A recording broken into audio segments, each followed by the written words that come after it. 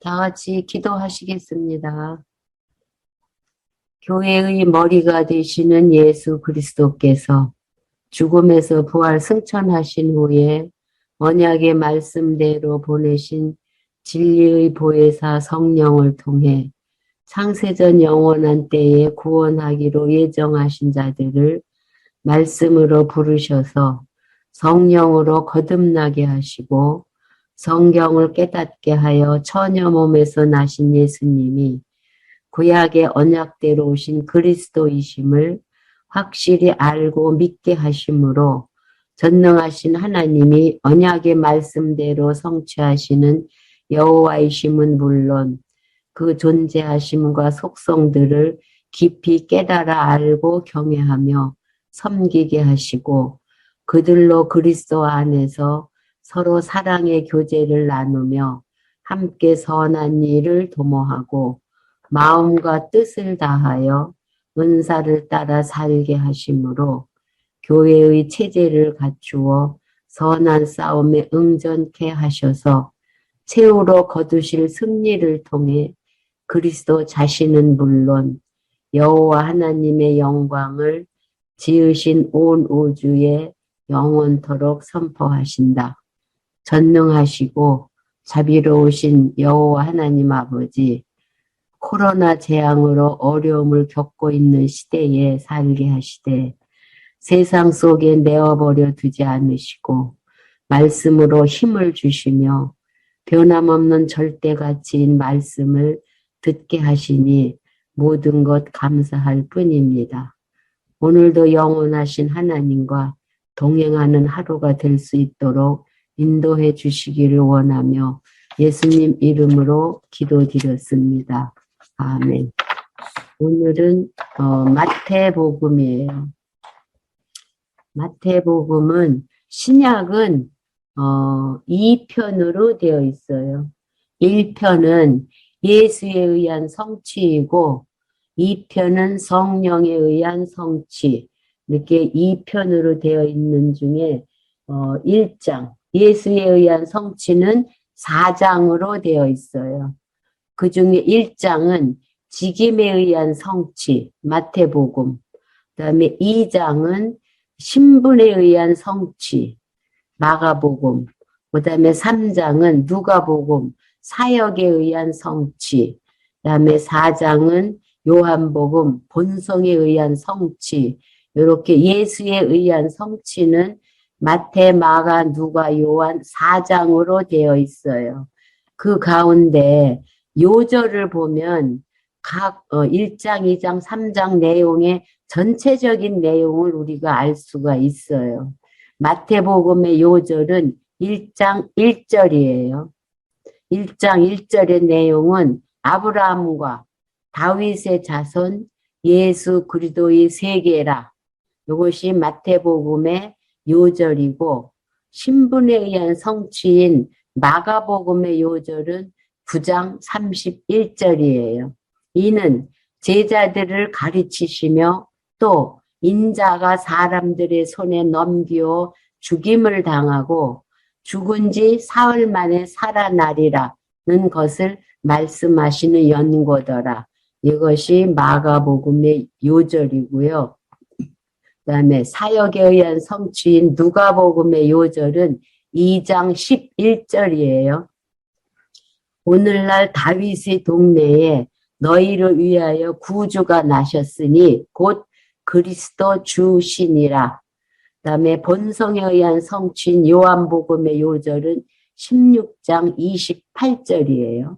내가 아버지께로 나와서 세상에 왔고 다시 세상을 떠나 아버지께로 가노라. 요것이 이 16장 28절이 요한복음의 요절을 우리가 이미 다 공부한 내용이기 때문에 요절을 이렇게 좀 마음에 간직하게 되면 예수에 의한 성취 내용이 전체적으로 우리가 들어올 수가 있어요. 그 중에 1장의 마태복음 직임에 의한 성취의 내용을 살펴보면은 1절이 구약의 언약에 대한 성취예요. 구약의 언약하신 대로 예수님이 계보에 따라 유다 지파의 계보에 따라서 예수님이 출생할 뿐만 아니라 이사야가 예언한 대로 처녀에게서 잉태돼서 출생을 하셨는데 출생도 베들레헴에 출생할 것이 미가서 예언한 대로 베들레헴에서 출생할 뿐만 아니라 예수님을 죽이려고 헤롯이 2살 이하 된 어린아이는 다 죽이라고 해서 애굽으로 피난 간다고 하는 호세아서 예언대로 애굽에 피난 갔다가 이사야가 예언한 대로 나사렛에서 살게 되신 것을 구약의 언약에 의한 성취일 뿐만 아니라 예수님의 출현에 의한 성취는 말라기 선지자에게 예언한 대로 엘리야를 먼저 보내어 주신 언약대로 세례 요한을 먼저 보내주시고 그 후에 세례 요한으로부터 예수님이 세례를 받은 후에 말씀 전파를 하시는 내용이 1장에서부터 4장까지 우리가 확인을 했어요.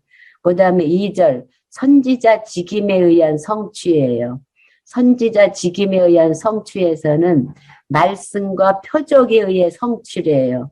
선지자 글을 가르쳐서 선지자의 언약대로 오신 예수님이 그리스도임을 가르치실 뿐만 아니라 표적을 통해서 삼직을 가지신 그리스도임을 가르쳤어요. 그 다음에 10장부터 12장에서는 교훈과 질책을 해요. 그리스도로 오셨으므로 하나님의 백성들에게는 가르쳐요. 제자들도 가르치고 백성들도 가르쳐요. 그 다음에 12장에서부터는 하나님이 백성이 아닌 자는 질책을 해요. 그러니까 그리스도로 오셔서 하나님의 제자들과 하나님의 백성들에게는 예수가 그리스도임을 가르쳐 주고 하나님 백성이 아닌 자에게는 질책하는 내용이 12장에 나와요.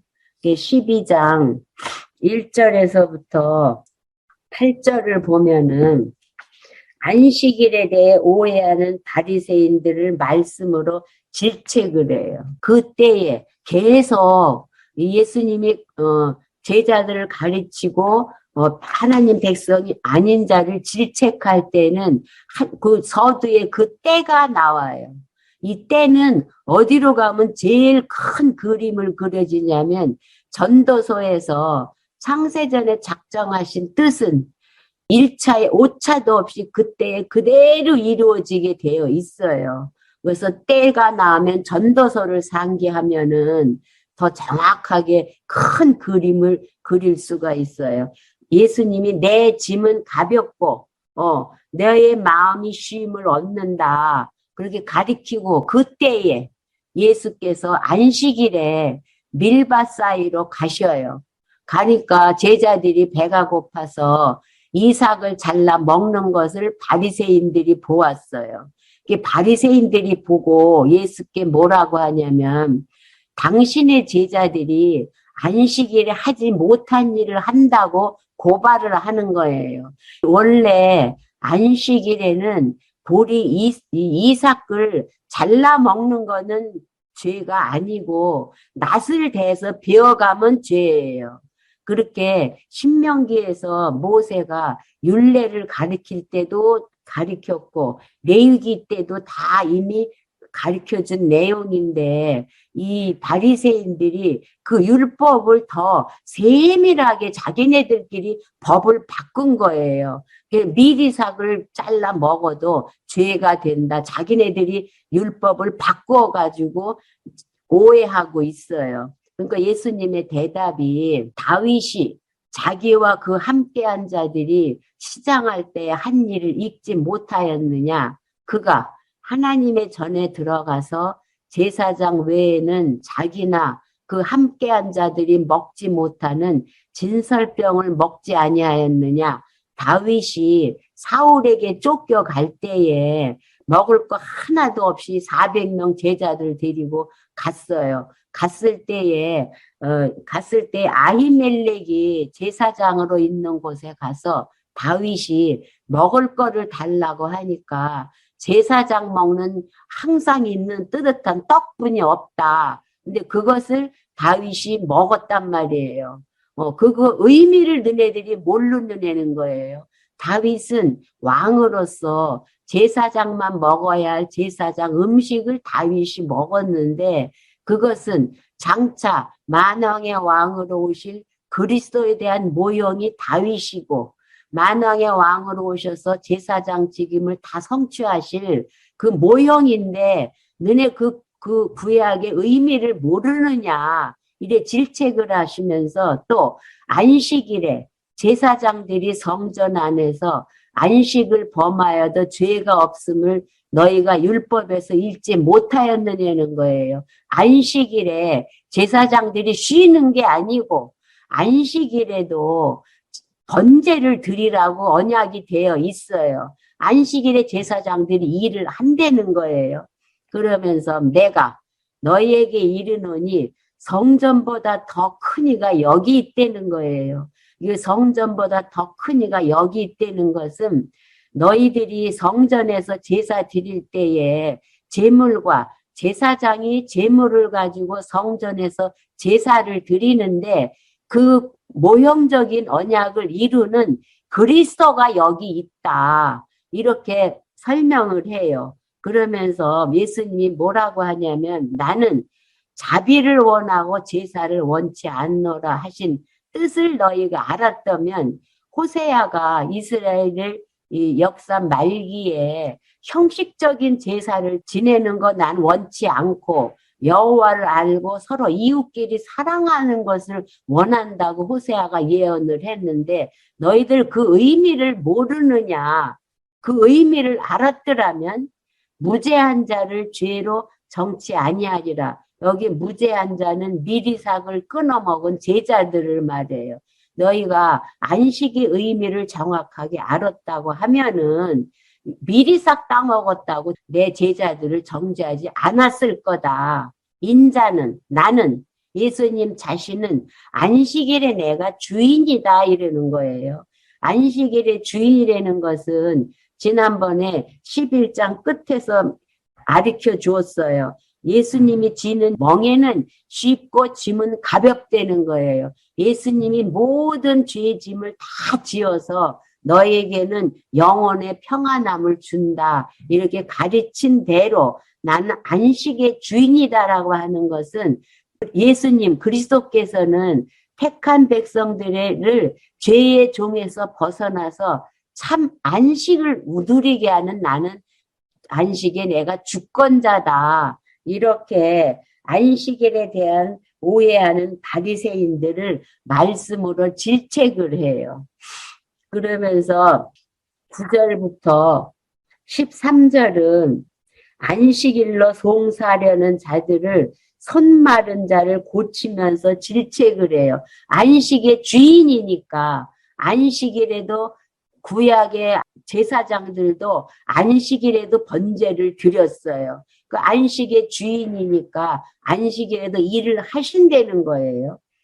거기를 떠나 저희 회당에 들어가시니 한편 손 마른 사람이 있어요. 안식일인데 손 마른 사람이 왔어요. 사람들이 예수를 송사하려 하여 물어 가로되 안식일에 병 고치는 것이 옳으냐라고 예수님한테 물어요. 그러니까 예수님의 대답이 너희 중에 어느 사람이 너희들이 기르고 있는 양 한 마리가 있어서 안식일에 구덩이에 빠졌다 하자. 너네들 그 안식일에 구덩이에 빠진 양 붙잡아 내지 않겠느냐.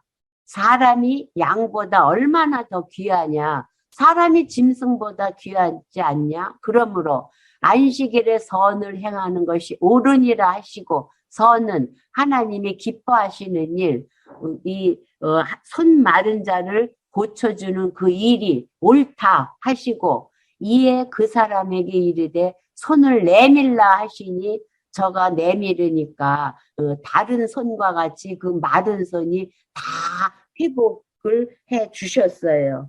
그래서 안식일로 송사하려는 자들 앞에서 손 마른 자를 고쳐주면서 안식의 주인임을 질책을 해요. 너희들 안식도 모르느냐 그러면서 14절부터 21절은 이사야가 예언한 그 예언을 이루려고 바리새인들을 피해서 신분을 은폐시켜요. 숨기신단 말이야. 예수님의 신분을. 왜? 이사야의 예언을 이루려고. 이사야가 이방인으로 간다는 그 언약을 이루려고 예수님이 은닉 숨으신다는 거예요. 14절에 바리새인들이 나가서 어떻게 예수를 죽이고 인원하거늘. 그러니까 이 질책하는 대상들은 하나님의 백성이 아니에요. 그러니까 질책을 듣고 예수님을 죽이려고 인원을 해요. 근데 예수님이 그걸 다 알고 계셔요.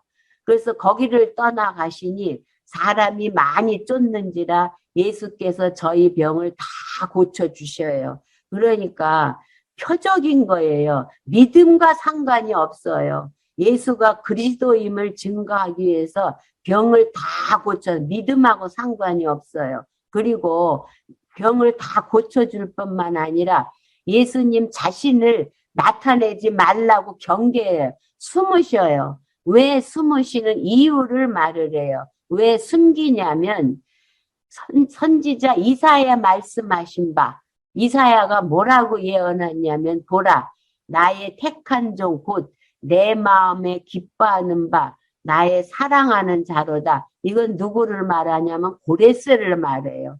고레스를 하나님께서 불러서 내가 내 성령을 줄 터이니 그가 심판을 이방에 알게 한다는 거예요. 고레스를 택해서 고레스로 하여금 이스라엘 백성들도 회복해 주지만 이방인에게 전파될게 하시려고 이사야가 예언한 걸 이루려고 아무한테 알리지 말라는 거예요. 예수가 그리스도이심을. 그런데 이 고레스가 어떻게 하냐면 그가 다투지도 아니하며 들레지도 아니하리니 아무도 길에서 그 소리를 듣지 못하리라. 이 고레스가 이방인에게 하나님 여호와를 알게 하는데 드러내지 않고 하게 했다는 거예요. 그러면서 또 상한 갈대를 꺾지 아니하며 꺼져가는 심지를 끄지 아니하기를 심판하여 이길 때까지 하리니 이게 상한 갈대를 꺾지 않고 또 심지를 끄지 않는다는 것은 이방인들에게 복음은 전파하지만은 그렇다고 해서 유다는 아주 멸망하지 않는다는 거예요. 왜냐하면 이방인 시대가 왔다가 그 후에 유대인 시대가 도래해요. 이 요한계시록에 가보면 그러니까 이방의 복음이 전파돼도 고레스를 통해서 유다는 아주 안 망해요. 그리고 이길 때까지 하리니 또한 이방인들이 그 이름을 바라리라. 그러니까 이방인 시대가 온 후에 유대인 시대가 오기 때문에 유대가 아주 이방인이 복음이 전파된다 해도 유대가 아주 망하는 것이 아님을 이루어주기 위해서 예수님 자신을 나타내지 말라고 경계하신 내용을 우리가 확인할 수가 있어요. 그래서 은폐를 시키는 거예요. 이사야 예언을 이루려고 바리새인들을 피해서 신분을 은폐시켜요. 은폐시킨다고 해서 유다를 아주 망하게 하는 것이 아니라는 내용이 포함되어 있어요. 그러면서 12절부터 29절은 귀신을 쫓아낸 일에 대한 바리새인들의 오해를 질책을 해요. 그 때에 딱 때가 정해져 있어요. 그 때에 귀신 들려 눈 멀고 벙어리 된 자를 데리고 왔어요. 예수께서 고쳐주심에 그 벙어리가 말하며 보게 돼요. 눈 멀고 벙어리 된 자를 보게 하고 또 보게 하고 말하게 해 주었어요. 그러니까 무리가 다 놀라서 뭐라고 하냐면 이는 다윗의 자손이 아니냐 그래요. 그러면 예수님이 그리스도다 그러는 무리가 있어요. 또 바리새인은 듣고 뭐라고 하냐면 이가 귀신의 왕 바알세부를 힘입지 않고 귀신을 쫓아내지 못하느니라 하거든. 그러니까 이 그리스도라고 하는 무리가 있는가 하면 예수님이 바알세불 귀신의 왕의 힘을 힘입어서 귀신을 내어 쫓았다고 하는 무리가 있어요. 그래서 예수께서 무슨 생각을 하고 계시는지 다 알고 계셔요. 왜? 전능성을 가지신 예수님이기 때문에 다 모르는 것이 없이 다 알고 있어요. 그러면서 뭐라고 예수님이 바리새인들한테 하냐면 스스로 분쟁하는 나라마다 황폐하여질 것이요 스스로 분쟁하는 동네나 집마다 서지 못하리라. 그러니까 분쟁을 하면 나라가 망한다는 거예요. 그러면서 사단이 만일 사단을 또 쫓아내면 스스로 분쟁하는 것이니 그리하고야 저의 나라가 어떻게 서겠느냐는 거예요. 사단의 바알세불인 사단의 왕초를 힘입어서 내가 귀신을 쫓아냈다면은 사단도 분쟁을 일으키면 그 사단의 나라도 다 망하게 된다고 하면서 또 너희들 나라가 망하게 된다는 거예요. 그러면서 또 내가 바알세불을 힘입어 귀신을 내어 쫓았다면은 너희 아들들은 누구를 힘입어 쫓아내느냐? 그러므로 저희가 너희를 재판하니라. 예수님이 바알세불을 힘입어서 귀신을 내어 쫓았다면은 너희 아들들도 바알세불을 힘입어서 귀신을 쫓아내야 되는데 너네 아들들이 바알세불을 힘입어서 귀신을 쫓아내지 못하면 너희들한테 재판관이 된다는 거야. 아버지, 왜 예수님은 바알세불을 힘입어서 귀신을 쫓았는데 왜 우리는 바알세불을 힘입어도 귀신을 쫓아내지 못했느냐라고 저희가 너의 재판관이 된다는 거야. 아들들이 너희를 대래 재판할 거다. 이래 하면서 그러나 내가 하나님의 성령을 힘입어 귀신을 쫓아내는 것이면 하나님의 나라가 이미 너희에게 임하였느니라. 그러니까 내가 성령의 힘을 힘입어서 귀신을 내어 쫓은 걸 깨닫게 되는 자는 이미 하나님의 나라가 그에게 임했다는 거예요. 그러면서 사람이 먼저 강한 자를 결박하지 않고야 어떻게 그 강한 자에 들어가겠느냐는 거예요. 그러니까 사람이 먼저 강한 자를 결박하지 않고 어떻게 그 강한 자의 집에 들어가겠느냐는 것은 사단이 지배하는 세상에 사단보다 더 강해야 사단을 쫓아내지 사단보다 강하지 않으면 어떻게 귀신을 쫓아내겠느냐는 거예요. 그러니까 사단의 세력을 더 강하게 지배할 수 있는 자가 사단을 쫓아내지 그렇지 않으면 쫓아내지 못한다고 하면서 그 세간을 늑탈하겠느냐. 결박한 후에야 그 집을 늑탈하리라. 그러니까 하나님의 나라를 세우려면 사단을 결박하는 그 당위성을 설명해 주는 거예요. 성령의 힘을 힘입어서 그 귀신 들린 벙어리와 눈먼 자를 다 고쳐주는 것은 하나님의 나라를 세우려면 사단의 세력을 다 결박할 수 있는 그러한 힘이 있는 것이 당연하다는 거예요. 그러니까 성령의 힘으로 귀신을 쫓아내는 것은 당연한 일이다. 이렇게 바리새인의 오해를 질책을 해요.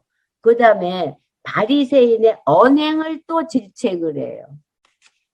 그러니까 바리새인들은 하나님의 백성이 아니니까 못 깨닫게 해요. 그래서 질책을 하는 내용인데 12장 30절서부터는 바리새인의 언행을 질책을 해요. 말과 행동을 질책을 해요. 30절서부터 37절은 성령을 거역하는 바리새인들의 언행을 정죄하며 질책을 해요. 성령을 거역한다는 것은 예수님이 성령의 힘으로 귀신 들려서 벙어리 되고 못 보는 자를 고쳐 주었는데 바리새인들은 바알세불을 힘입어서 귀신을 쫓아냈다고 하니까 성령을 거역하는 바리새인들을 언행을 질책을 해요. 나와 함께 아니하는 자는 나를 반대하는 자예요. 또 나와 함께 모으지 아니하는 자도 해치는 자라고 바리새인들이 하는 그 언행을 딱 규정을 해버려요. 함께하지 않는 자는 반대하는 자고 모으지 않는 자는 해치는 자다. 너희들은 그러므로 내가 너희에게 이르노니 사람의 모든 죄와 회방은 사하심을 얻어요. 예수님 앞에 하나님 앞에 지은 죄라든가 회방하는 죄는 후에 다 사하심을 해 주시는데 성령의 회방하는 사하심을 얻지 못해요. 예수님이 성령의 힘을 힘입어서 귀신을 내어 쫓았는데 그 성령을 부인하는 자는 다시 사하심을 얻지 못해요. 또 누구든지 말로 인자를 거역하면 사하심을 얻어요. 또 누구든지 말로 성령을 거역하면 이 세상과 오는 세상에도 사하심을 절대 얻지 못한다고 심판이 있다고 경고하는 거예요. 그러니까 바리새인들은 예수님이 성령의 힘을 힘입어서 귀신을 내어 쫓았는데 바리새인들은 바알세불의 힘을 힘입어서 귀신을 쫓아냈다고 하는 이자들은 세상 종말에 심판받을 자임을 경고하는 거예요. 그러니까 하나님의 백성이 아니라는 거예요. 그러면서 비유로 말을 해요. 나무도 좋고 실과도 좋다 하든지 예수님이 언행을 보면서 예수님이 그리스도다라고 하든지 또 나무도 좋지 않고 실과도 좋지 않다 하든지 하라. 그 실과로 나무를 아느니라. 그러니까 예수님이라고 시인을 하든지 예수가 그리스도라고 하지 않든지 하려는 거예요. 왜? 그 실과로 나무를 안 되는 것은 예수님이 가르치는 말씀이나 행하는 표적을 보면은 그리스도인 줄을 알 터인데 너희들은 그리스도인지도 모르고 또 그리스도가 그리스도인데 그리스도라고 하지도 않고 또 실과도 나무도 좋지 않고 실과도 좋지 않다고 한다는 거예요. 그러니까 그리스도인지를 예수님이 가리키는 말씀이나 행하시는 표적을 보면 그리스도인 줄 알 텐데 너희들은 그리스도인 줄을 모른다는 거예요. 모르기 때문에 34절에 너희는 독사의 자식들이라는 거예요. 예수님이 가르치시는 말씀이나 표적을 행하는 거 보면 그리스도인 줄 알 텐데 너희는 그리스도인 줄을 모르는 독사의 자식들이라는 거예요. 이 독사의 자식들이라는 거는 하와를 선악을 알게 하는 나무를 따먹게 한 그 독사의 후손들이라는 거예요. 그러면서 너희는 악하니 어떻게 선한 말을 할 수 있느냐. 이는 이 마음에 가득한 것은 입으로 나온다는 거예요. 하나님이 기뻐하시는 말을 할 수 없는 존재고 그 마음에 어두움이 가득한 자니까 매일 어두운 말만 한다는 거예요. 그러면서 선한 사람은 그 쌓은 선에서 선을 내요. 그러니까 하나님의 백성은 하나님이 기뻐하시는 말을 해요. 그러나 하나님이 기뻐하시지 않는 악한 사람은 그 쌓은 악에서 악을 낸다는 거예요. 악이라는 것은 예수가 그리스도임을 부인하는 말만 한다는 거예요. 여기에서 박 강사가 뭐라고 얘기했냐면 그 선악과 또 의와 율법의 의와 죄에 대한 그림을 보라고 그랬어요. 그 그림에서는 선악이 있는데 우리가 육신의 소욕이 있고 성령의 소욕이 있어요. 육신의 소욕에 매여 있을 때 육신의 소욕을 말을 하고 성령의 소욕에 매여 있을 때는 하나님의 기쁘신 선을 말한다는 거예요. 그러니까 35절에 선한 사람은 하나님의 백성은 그 쌓은 선에서 선을 말을 해요. 하나님의 기쁘신 뜻을 말을 하는데 악한 사람, 독사의 자식들은 그 속에 어두움이 악이 꽉 차 있기 때문에 하나님이 싫어하는 말만 한다는 거예요. 그래서 내가 너희에게 이르노니 사람이 무슨 무익한 말을 하든지 심판날에 이에 대하여 신문을 받는다는 거예요. 여기에서 무익한 말은 그리스도를 비방하거나 그리스도를 거역하는 말을 하는 자, 예수가 그리스도를 부인하는 자는 반드시 심판을 받는다는 거예요. 심판을 받는데 내 말로 의롭다함을 받고 내 말로 정죄함을 받는다는 거예요. 그러니까 이 말은 35절의 말을 더 자세히 설명을 해준 거예요. 내 말로 예수가 그리스도라고 하는 자는 하나님의 백성이고 내 말로 예수 그리스도가 성령에 의해서 귀신을 내어 쫓는 것을 바알세부를 힘입어서 내어 쫓는다고 하는 자들은 심판날에 반드시 정죄를 받는다. 이렇게 성령을 거역하는 바리새인들의 언행을 정죄하면서 질책하는 내용을 우리가 확인을 해 봤어요. 그러면서 38절에서부터 45절은 그때에 바로 그때가 이어져요. 드라마가 펼쳐지듯이 그때에 서기관과 바리새인 중 몇 사람이 말하되 선생님이여 우리에게 표적 보여주시기를 원한다는 거예요. 그러니까 끝날에 반드시 예수가 그리스도임을 시인하지 않는 자는 끝날에 반드시 심판받는다고 경고를 하니까 서기관들이 표적을 보여달라는 거예요. 표적을 보면은 우리가 믿을 수 있을까 이런 마음을 가지고 표적을 보여주길 원한다고 하니까 예수님께서는 뭐라고 하시냐면 악하고 음란한 세대가 표적을 구한다는 거예요. 아주 악하고 음란한 너희들은 내 백성이 아닌 자들이 표적을 구하는데 내가 보여줄 표적은 선지자 요나의 표적밖에는 보일 표적이 없다. 그러면서 요나가 밤낮 사흘을 큰 물고기 뱃속에 있었던 것 같이 인자도 밤낮 사흘을 땅속에 있으리라. 내가 요나와 같이 요나는 장차 메시아가 와서 죽고 3일 만에 부활하실 것을 모형적으로 보여줬는데 너희들은 내가 죽고 3일 만에 부활해도 믿을 자들이 아니라는 거예요.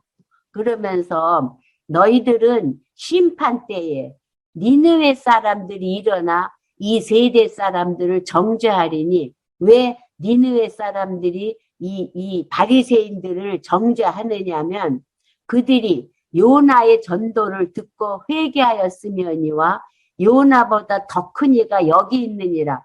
요나는 모형적으로 오실 메시아를 전도했을 때도 그들을 회개하고 다 믿었는데 실체적인 언약을 성취한 요나보다 더 큰 이가 내가 그리스도로 여기로 왔는데 너희들은 믿을 자가 아니니까 못 믿는다는 거예요. 그러니까 니느웨 사람들이 심판 때에 너희들을 정죄할 거라고 하면서 또 심판 때에 마지막 심판 때에 남방 여호왕이 일어나 이 세대 사람들을 정죄하는데 왜 정죄하냐면 이는 그가 솔로몬의 지혜로운 말을 들으려고 땅 끝에서까지 왔다는 거예요.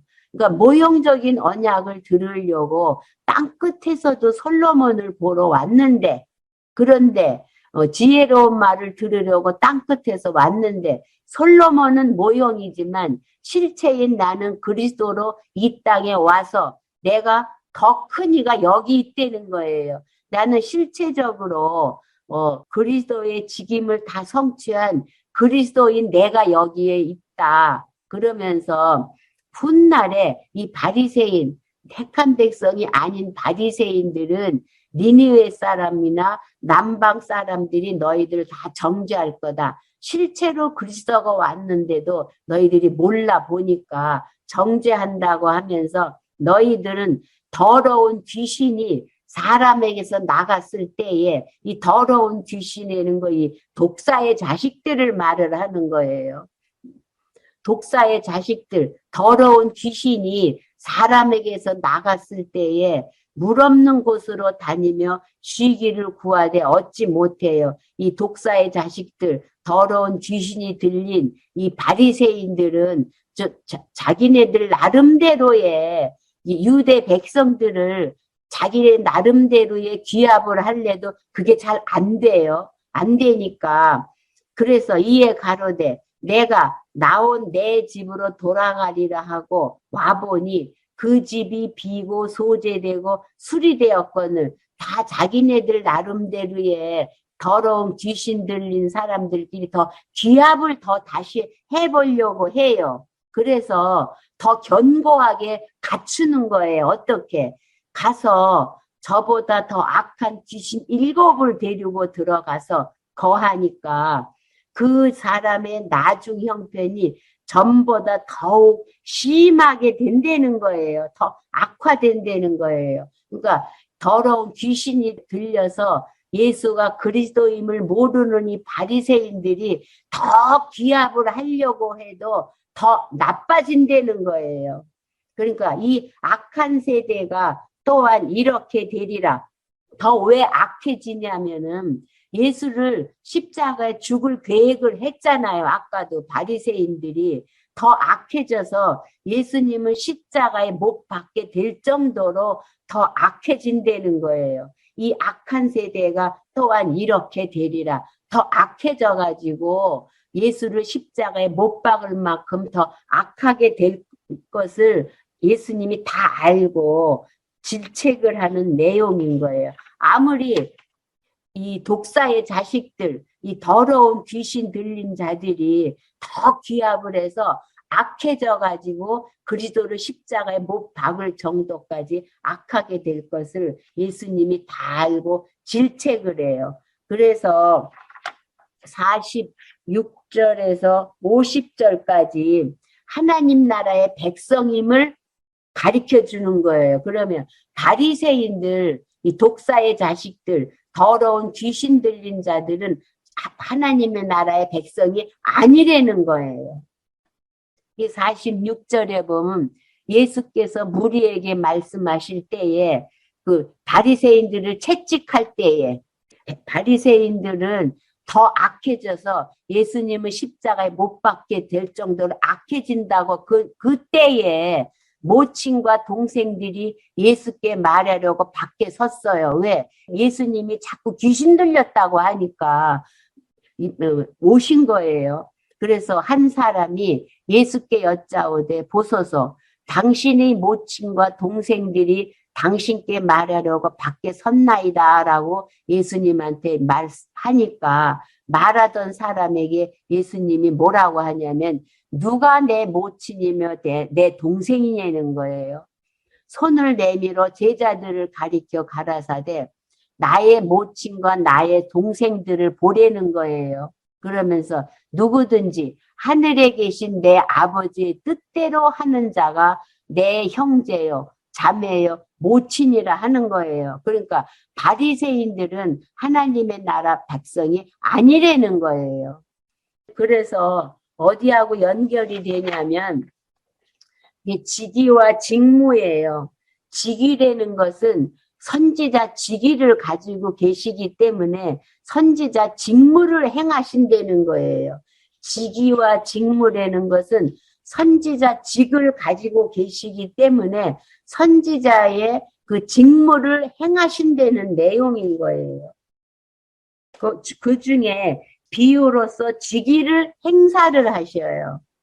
그래서 씨 뿌리는 비유를 가리키시는 거예요. 그러니까 씨 뿌리는 비유 중에서 이 질책을 하는 바리새인들은 하나님의 나라 백성이 아니라는 거예요. 그래서 내용이 다 논리적 일관성을 가지고 있기 때문에 내용이 다 이어지는 것을 우리가 볼 수가 있어요. 13장 1절에서 9절을 보면 큰 무리에게 천국의 비밀을 씨 뿌리는 비유로 가르쳐 주어요. 그 날에 그러니까 누가 내 형제내는 거예요. 하늘에 계신 내 아버지의 뜻대로 하는 자가 내 형제요, 내 자매라는 거예요. 그럼 내 형제가 누군가를 씨 뿌리는 비유로 가르쳐 주는 거예요.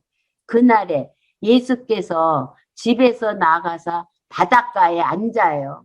큰 무리가 모여서 예수는 배에 올라서 배에 예수님은 있고 이 바닷가에 온 무리는 해변가에 다 서 있고 예수님 배에 타서 가르치시는 거예요. 예수께서 비유로 여러 가지 저희에게 말씀하여 가라사대 씨를 뿌리는 자가 뿌리러 나갔어요. 나가가지고 뿌릴 때에 더러운 길가에 떨어짐에 새들이 와서 먹어버려요. 하나님의 말씀을 떨어뜨려도 새가 와서 집어 먹어버렸고 또 덜어는 흙이 얕은 돌밭에 떨어짐에 흙이 깊지 아니하므로 곧 싹이 나오나 해가 돋은 후에 다 타서 뿌리가 없어서 말라서 뿌리를 못 내려요. 그러니까 어디에 떨어지냐면은 길가에 떨어지고 그 다음에 돌밭에 떨어졌어요. 그 다음에 덜어는 가시떨기 위에 떨어져요. 그래서 가시가 자라서 기온을 막았고 덜어는 좋은 땅에 떨어져요. 그래서 100배, 60배, 30배의 결실을 맞았다는 거예요. 귀 있는 자는 들으라는 거예요. 들을 귀 있는 자만 듣게 된다는 거예요. 씨 뿌리는 비유를 그러니까 길가에 뿌리고 그 다음에 돌밭에 뿌리고 그 다음에 가시떨기 위에 뿌리고 그 다음에 좋은 땅에 뿌렸어요. 근데 택한 백성은 이 말씀을 다 깨닫게 된다고 하면서 10절부터 17절은 비유로 말씀함이 예언대로 깨닫지 못하게 함임을 가르쳐줘요. 내가 왜 비유로 가르치는지를 아느냐. 그러면서 10절에 제자들이 예수께 와서 뭐라고 하냐면 저희에게 비유로 왜 말씀하느냐는 거예요. 어렵게. 그러니까 예수님의 대답이 천국의 비밀을 아는 것이 너희에게는 허락되었으나 저희에게는 허락되지 않았어요. 근데 하나님의 백성이 아닌 독사의 자식들, 귀신 들린 자들, 이 자들은 깨닫게 되어 있지 않다는 거예요. 그러면서 무릇 있는 자는 받아서 넉넉하게 되되 무릇 없는 자는 그 있는 것까지 다 빼앗긴다는 거예요. 하나님의 백성은 하나님의 말씀을 들어서 하나님이 어떠한 분인가 더 많이 알게 되지만은 바리새인들은 그 가지고 있는 것까지 다 빼앗기게 된다고 하면서 그러므로 내가 너희에게 비유로 말하기는 저희가 보아도 보지 못하며 들어도 듣지 못하고 깨닫지 못하게 하려고 비유로 말했다는 거예요. 여기서 하나님의 주권성이 드러나는 걸 볼 수가 있어요. 그 누구의 예언이냐면 이사야 예언이 저에게 이루었으니 이사야가 뭐라고 예언했냐면 이사야 6장에서 예언하죠. 너희가 듣기는 들어도 깨닫지 못할 것이요 보기는 보아도 알지 못하리라. 이 백성들이 마음이 완악하여져서 그 귀는 듣기에 둔하고 눈은 감았으니 이는 눈으로 보고 귀로 듣고 마음으로 깨달아 돌이켜 내게 고침을 받을까 두려워함이라. 이사야 예언한 대로 못 듣고 못 깨닫게 하려고 내가 비유로 말하는 거다. 그러면서 그러나 너희 눈은 봄으로 너희 귀는 들음으로 복이 있다는 거예요. 내가 예수가 그리스도임을 말하고 표적을 행할 때 너희는 그거를 다 깨닫는 너희는 언약 백성이다. 그러면서 내가 진실로 너희에게 이르노니 많은 선지자와 의인이 너희 보는 것들을 보고자 하였어도 보지 못하였고 너희 듣는 것을 듣고자 하여도 듣지 못했다는 거예요. 그러니까 구약의 백성들은 오실 메시아가 와서 말씀 전하는 걸 듣고 싶어도 듣지 못했다는 거예요. 그러나 너희들은 그리스도를 보므로 너희는 하나님의 백성이다. 이렇게 비유로 말씀함이 예언대로 깨닫지 못하게 함임을 가르쳐 주면서 너희는 하나님의 백성이다. 이렇게 가르쳐 주어요. 그러면서 18절부터 23절은 제자들에게 씨를 뿌리는 비유를 자세히 설명을 해줘요. 씨 뿌리는 비유. 아까 어디에 씨를 뿌렸냐? 길가, 돌밭, 또 가시떨기, 좋은 땅, 이게 4가지 씨를 뿌렸어요. 근데 그 3가지는 하나님의 백성이 아니고 좋은 땅에 뿌린 씨만 하나님의 백성이라는 거예요. 그런즉 씨 뿌리는 비유를 들으라. 아무나 천국 말씀을 듣고 깨닫지 못할 때는 악한 자가 와서 그 마음에 뿌리온 것을 빼앗나니 이는 곧 길가에 뿌리온 자라는 거예요. 그러니까 말씀을 듣고 깨닫지 못했을 때에 악한 자와 가서 유혹을 하니까 뿌리를 내릴 수가 없어요. 악한 자기 때문에 악한 자 쪽으로 가는 거예요. 택한 백성이 아니니까 택하지 않은 백성 무리로 간다는 거예요. 또 돌밭에 뿌리었다는 것은 말씀을 듣고 즉시 기쁨으로 깨달아요. 아, 이 말씀이 맞다 깨달아요. 그런데 그 속에 뿌리가 없어서 잠시 견디다가 말씀을 인하여 환난이나 핍박이 일어날 때에는 곧 넘어지는 자예요. 이 자도 내 백성이 아니라는 거예요. 그러니까 여기서는 전능성도 드러나고 주권성도 드러나고 자비성도 드러나는 걸 볼 수가 있어요. 그러니까 그 길가에 뿌린 백성도 내 백성이 아니고 또 돌밭에 뿌린 자도 내 백성이 아니라는 거예요. 또 22절에 가시떨기에 뿌렸다는 것은 말씀을 들으니 세상의 염려와 재리의 유혹에 말씀이 막혀 결실지 못해요. 그러니까 뿌리를 내린 것 같은데 세상의 염려와 재물의 유혹에 빠져서 결실질 맺지를 못해. 요런 자들도 내 백성이 아니라는 거예요. 이 가시떨기에 떨이오잔 자는 구약에서 보면 요압 장군 같은 사람. 다윗 왕국에서 장군이었다가 아도니아 만세 부를 때에 다윗 왕국을 떠나는 이런 무리를 말을 하는 거예요. 그러면서 그러니까 그 자도 내 백성이 아니고 누가 내 백성이냐 하면 좋은 땅에 뿌리었다는 것은 말씀을 듣고 깨닫는 자니 결실하여 혹 100배, 60배, 30배의 열매를 얻는 자, 이 자가 내 백성이 되는 거예요. 그러니까 여기에서 100배, 60배, 30배는 성령의 열매를 말을 해요. 성령의 열매를 많이 맺고 적게 맺게 이런 것이 아니라 은사를 따라 성령의 열매를 이렇게 맺는 내 백성이다. 그러니까 돌밭, 길가, 수풀에 떨어진 자들은 하나님의 백성이 아니고 좋은 땅에 뿌려진 자만 내 백성이다. 그러면서 24절부터 35절은 천국의 비밀을 좋은 시 등 4가지 비유에 의해서 가르쳐 주어요. 그러니까 23절까지 해서 하나님 백성과 하나님 백성 아닌 자가 있어요. 그럼 24절에 보면은 이 자들이 다 섞여 산다는 거예요. 택자와 불택자는 이 세상에 섞여 살아요. 24절에 보면 예수께서 그들 앞에 또 비유를 베풀어요. 천국은 좋은 씨를 제밭에 뿌린 사람과 같아요. 근데 사람들이 잘 때에 그 원수가 와서 곡식 가운데 가라지를 덧뿌리고 갔어요.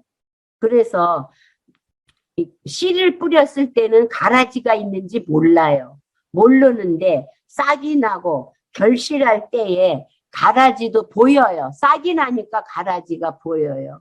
그래서 집 주인이 종들이 와서 말하되 주여 밭에 좋은 씨를 심지 아니하였나이까? 그러면 가라지가 어디서 생겼느냐고 물어요. 섞여 사는 거예요. 가라지와 알곡이. 주인이 가로되 원수가 이렇게 하였구나. 종들이 말하되 그러면 우리가 가서 이 가라지를 다 뽑기를 원하느냐 물어요. 그러니까 종들이 자기 뜻대로 하는 게 아니에요. 주인의 주권자에 의해서 종들이 하는 거예요. 뽑기를 원하시냐고 물으니까 주인이 뭐라고 하냐 가만 두라는 거예요. 가라지를 뽑다가 곡식까지 뽑을까 염려한다는 거예요. 가라지 뽑다가 곡식 뽑을까 염려니까 내버려 두라는 거예요. 마지막 달에 내가 다 심판을 할 거니까 둘 다 추수 때까지 함께 자라게 내비 두라는 거예요. 그러니까 이 세상은 택자와 불택자가 다 엉켜서 살아요.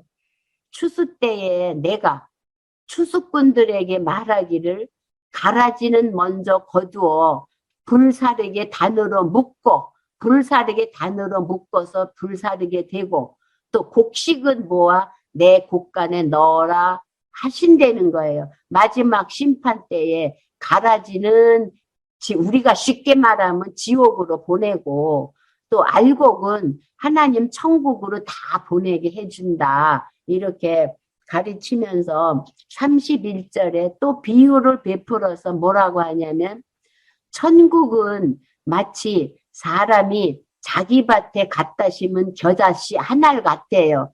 지금 예수님이 겨자씨, 씨 중에 제일 작은 겨자씨예요. 예수님이 겨자씨 알같이 작게 보이지만은 이는 모든 씨보다 작은 것이로되 자란 후에 예수님이 지금은 미약하게 보이지만 나중에 하나님의 말씀이 온 나라를 다 땅끝까지 갈 것을 마음에 두고 가르쳐줘요. 이는 모든 씨보다 작은 것이로되 자란 후에는 나물보다 커서 나무가 되매 공중의 새들이 와서 그 가지에 깃들이게 된다라고 가르쳐요. 하나님의 나라가 왕성해서 많은 영혼들이 거느리게 된다. 그러면서 또 비유로 가르쳐요.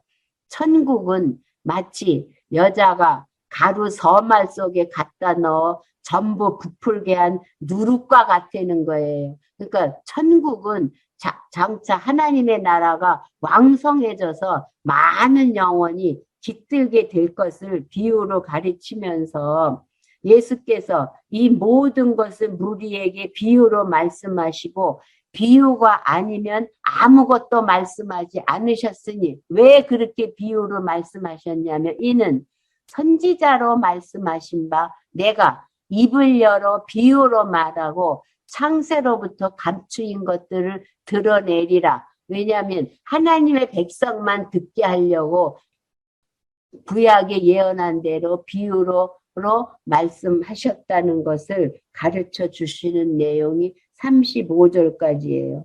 그러니까 천국의 비밀을 좋은 시 등 4가지 비유에 의해서 가르쳐요. 36절부터 43절은 좋은 씨와 가라지 비유에 대한 자세한 설명을 가르쳐 줘요.